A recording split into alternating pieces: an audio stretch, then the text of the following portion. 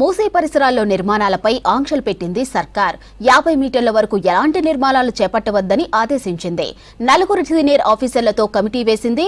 50 నుంచి 100 మీటర్ల మధ్య నిర్మాణాలకు కమిటీ అనుమతి తప్పనిసరి చేసింది. దీనికి సంబంధించి మున్సిపల్ శాఖ ప్రిన్సిపల్ సెక్రటరీ దానకిషోర్ ఉత్తర్వులిచ్చారు. మూసీ, ఈసా నదుల వెంట ఇష్టారాజ్యంగా కొత్త నిర్మాణాలు చేస్తుండడాన్ని ప్రభుత్వం సీరియస్ గా తీసుకుంది. Musi river front development corporation limited తో చేపట్టనున్న మూసీ పునరుజ్జీవన కార్యక్రమానికి వాటితో ఇబ్బందులు రాకుండా చర్యలు చేపట్టింది.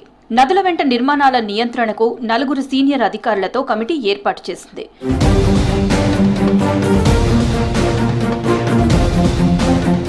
Director and town country planning, GHMC chief planner, HMDA planning director, Musi corporation జేఎండీలతో కమిటీ ఏర్పాటు చేస్తూ మున్సిపల్ శాఖ ప్రిన్సిపల్ సెక్రటరీ దానకిషోర్ ఉత్తర్వులు ఇచ్చారు.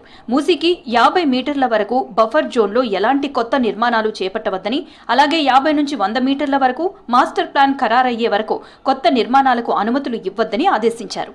మూసీ వెంట కొత్త నిర్మాణాల పర్మిషన్ల కోసం వచ్చే అప్లికేషన్లు కొత్త కమిటీ క్లియర్ చేశాకే ముందుకు వెళ్లాలన్నారు.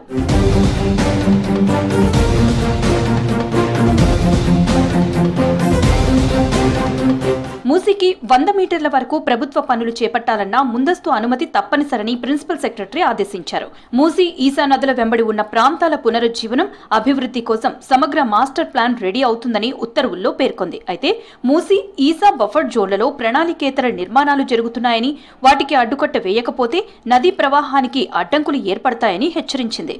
ఉస్మాన్ సాగర్, హిమాయత్ సాగర్ నదుల నుంచి కొర్రెంల గ్రామం వరకు మూసీ నుంచి 50 మీటర్ల వరకు బఫర్ జోన్ గా ప్రకటించినట్లు స్పష్టం చేసింది. దీని ప్రకారం మూసీ, ఈసా నదుల వెంట ఈ జోన్లో ఎటువంటి అభివృద్ధి కార్యకలాపాలు చేపట్టవద్దని చెప్పింది.